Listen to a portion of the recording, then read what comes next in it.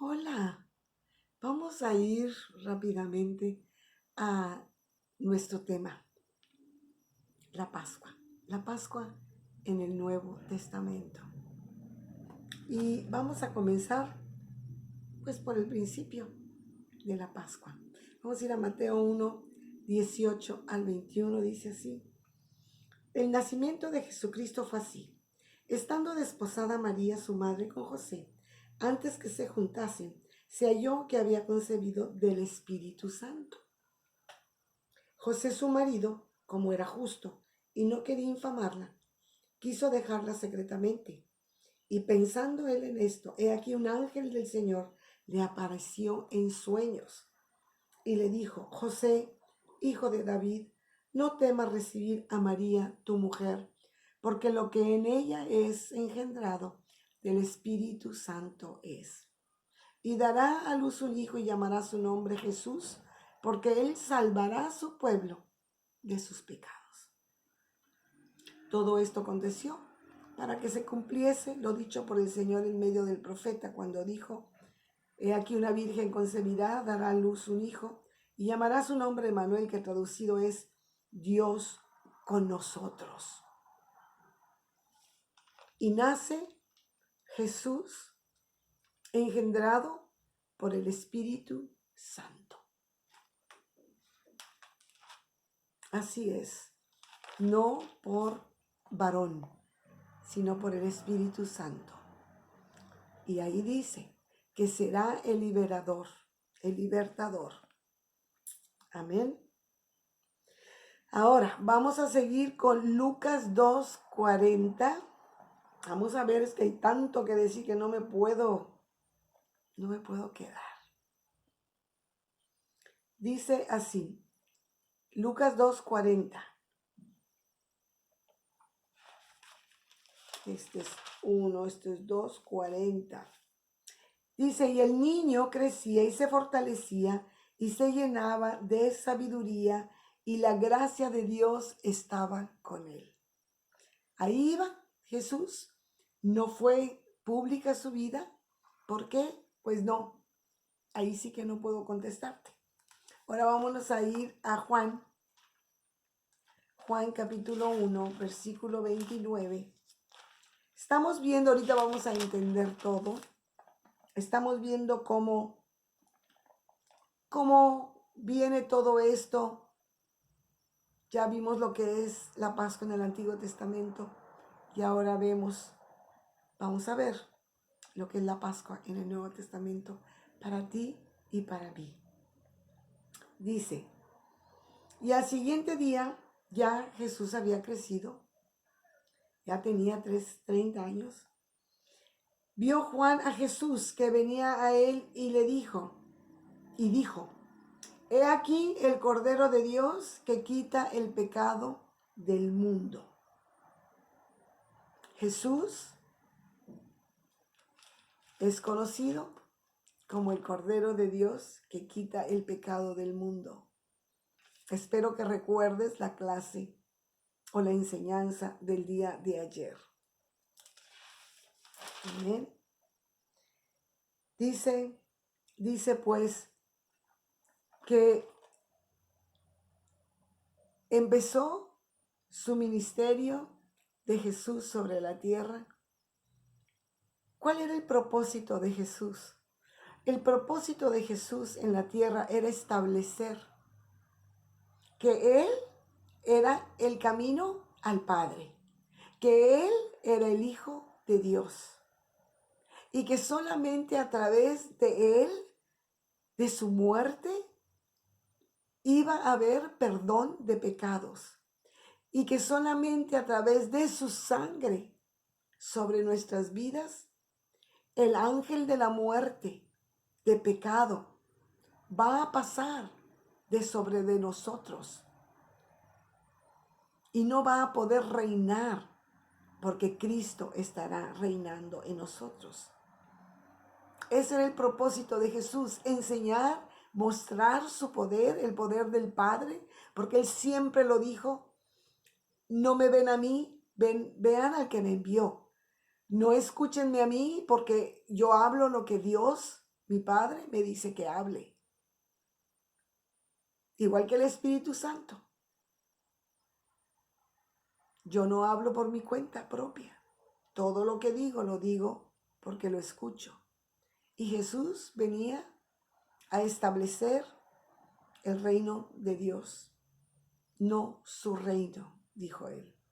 Pero vamos a ver cómo fue recibido este ministerio de Jesús. No a todo el mundo le parecías, uy, qué padre.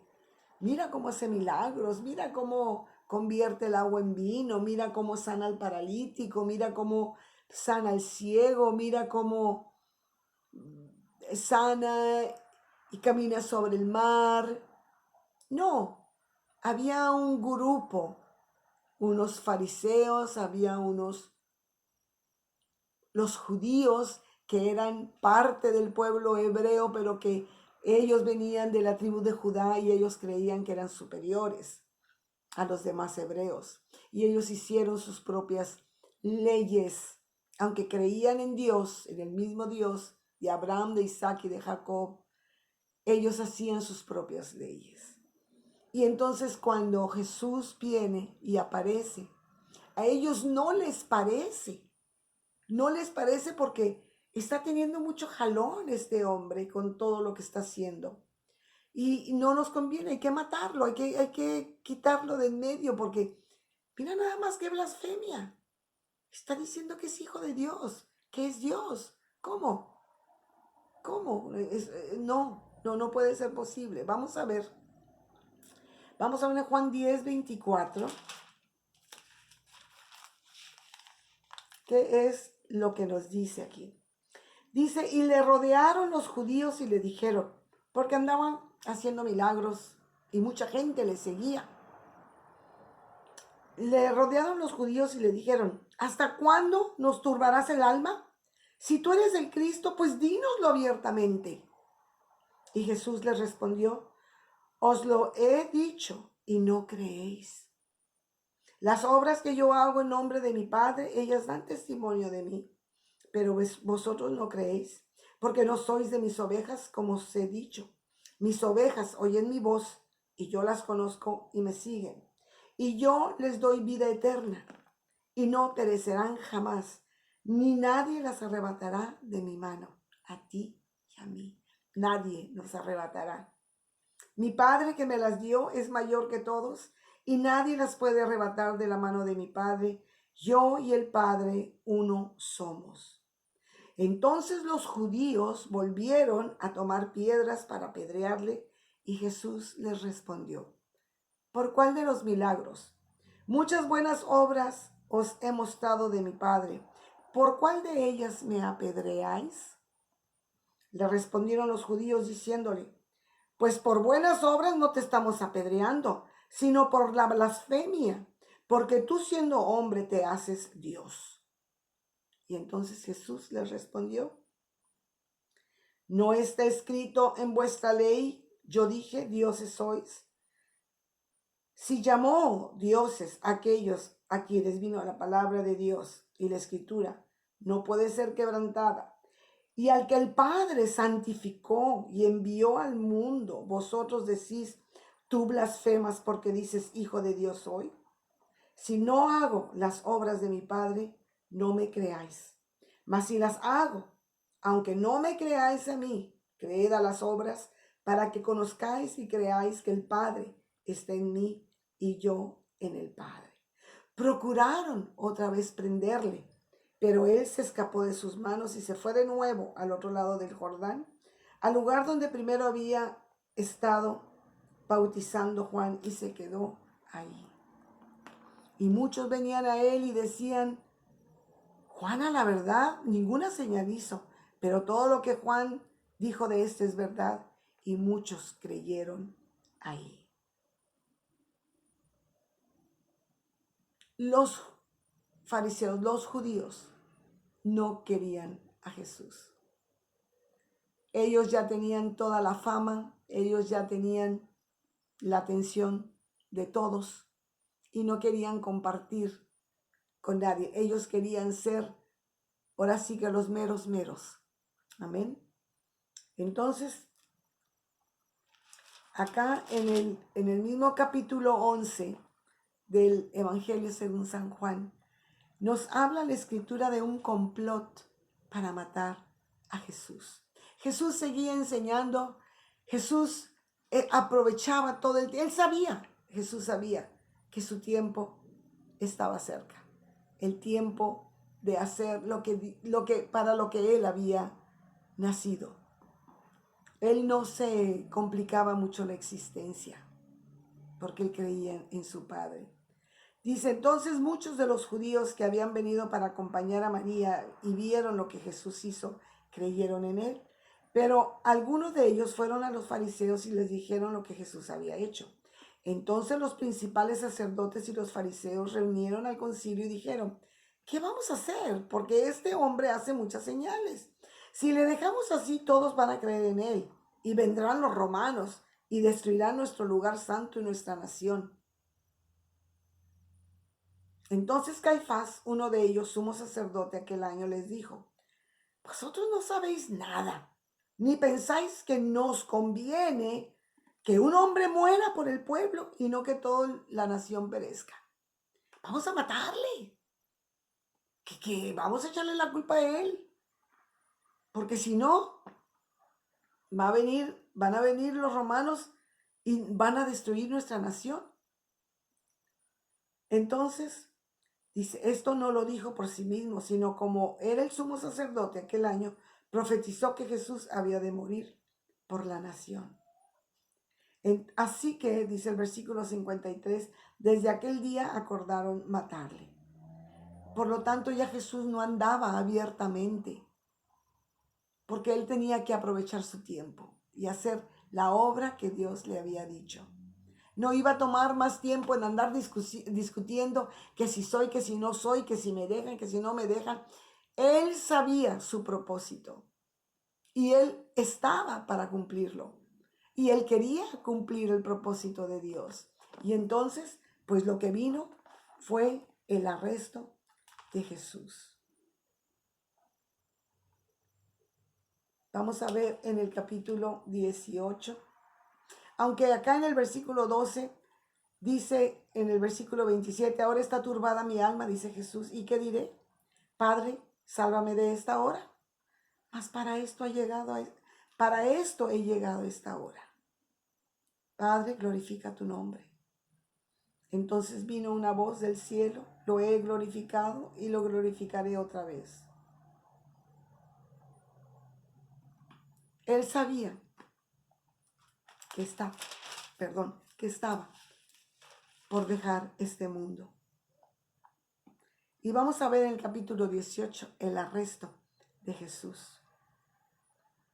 Jesús estaba orando por sus discípulos, estaba aprovechando su tiempo, les estaba tratando de enseñar lo más que se pudiera, aunque era tanto lo que estaban aprendiendo, era tantísimo lo que aprendían los discípulos y los que lo seguían, que por eso era necesario que después viniera el Espíritu Santo a recordar todas las cosas que Jesús les había dicho. Pero por lo pronto dice arresto de Jesús.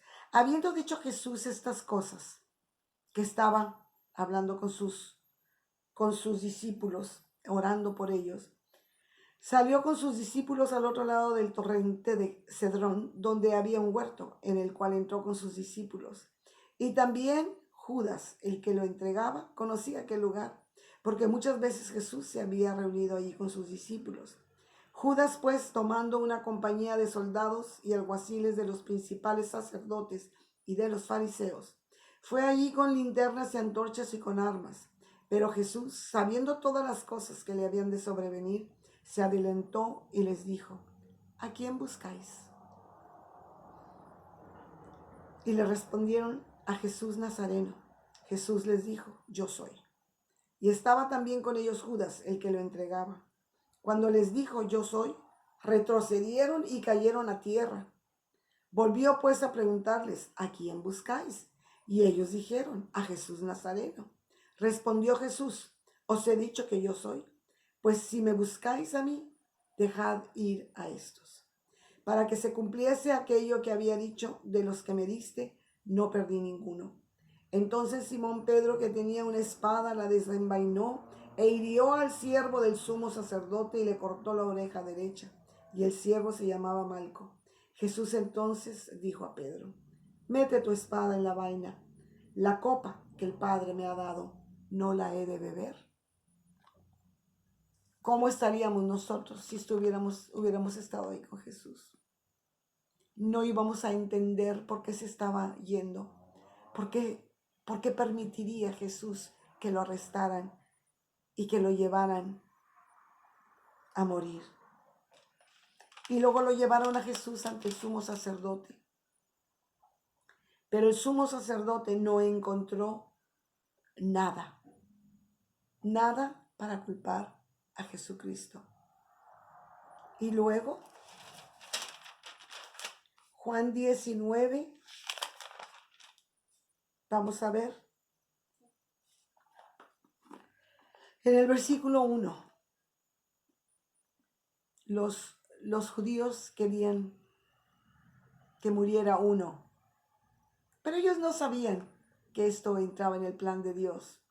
Probablemente muchos de ellos creyeron: nos salimos con la nuestra, hicimos lo que quisimos, pero no hicieron lo que quisieron, hicieron lo que el Padre les dijo o los permitió.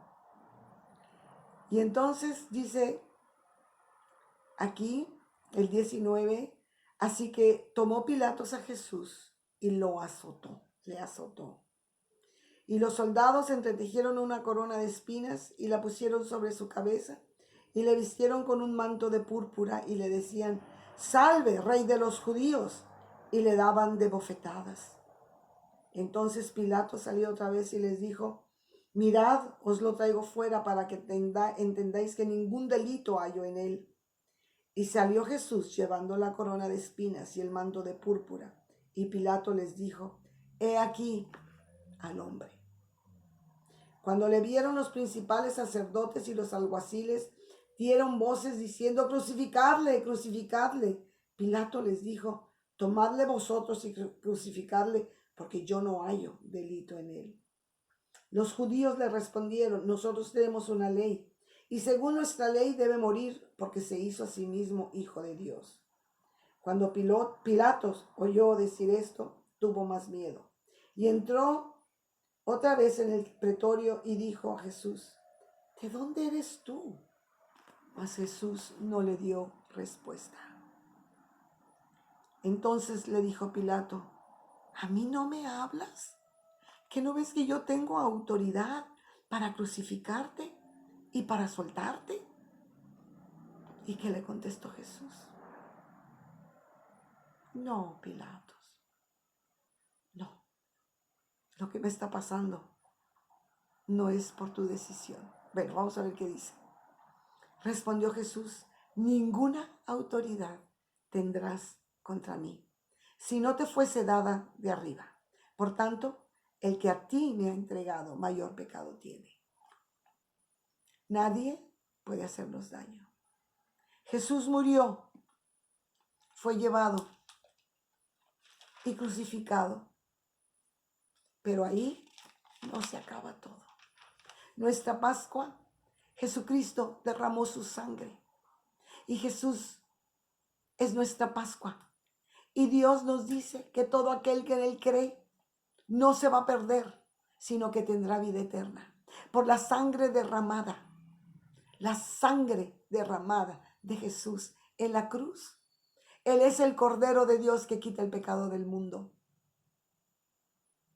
Y gracias a esa sangre, nosotros, sin ser judíos, sin ser hebreos, pero sí somos hijos de Dios, porque hemos creído en Jesucristo. Hoy estamos celebrando que Jesucristo resucitó, no se quedó muerto. Ellos creyeron que se salieron con la suya, pero no puede ser, jamás. Sucedió y pasó lo que Dios quería que sucediera. El primer día de la semana, María Magdalena fue de mañana, siendo aún oscuro el sepulcro, y vio quitada la piedra del sepulcro.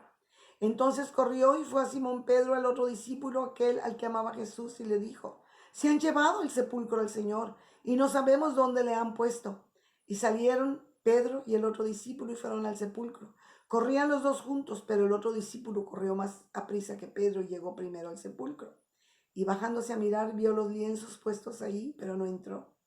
Luego llegó Simón Pedro tras de él y entró en el sepulcro y vio los lienzos puestos allí, y el sudario que había estado sobre la cabeza de Jesús, no puesto en los lienzos, sino enrollado en un lugar aparte. Y volvieron los discípulos a los suyos. Y Jesucristo resucitó. Y todo aquel que en él cree resucitará en el día final, con Dios, con Cristo. Y ahí estaremos por siempre. Hay tanto que decir y hay tan poco tiempo, no puedo extenderme más. Jesucristo fue a la cruz a pagar por tus pecados, por tus iniquidades y por los míos. A Él sea la gloria, a Él sea la honra. El Cordero de Dios derramó de su sangre pura por su voluntad, para que tú y yo seamos salvos de la ira venidera y seamos parte del reino de Dios aquí en la tierra, y después gocemos con Dios nuestra vida eterna, con Cristo Jesús, y con Él todas las cosas. No te engañes, ahora ya lo sabes. ¿Qué estás celebrando hoy? ¿Qué vas a celebrar el domingo de resurrección? Que Cristo derramó su sangre por ti y que tenemos que vivir eternamente agradecidos, porque gracias a ese acto de Jesús, tú y yo podemos tener una vida nueva. Tú y yo podemos ir al Padre todo el tiempo que queramos. Tú y yo vamos a tener una vida eterna. Tenemos nuestros pecados perdonados. Tenemos al Espíritu Santo que nos ayuda en todas las cosas, que nos recuerda todas las cosas. Dios te bendiga. Feliz Pascua.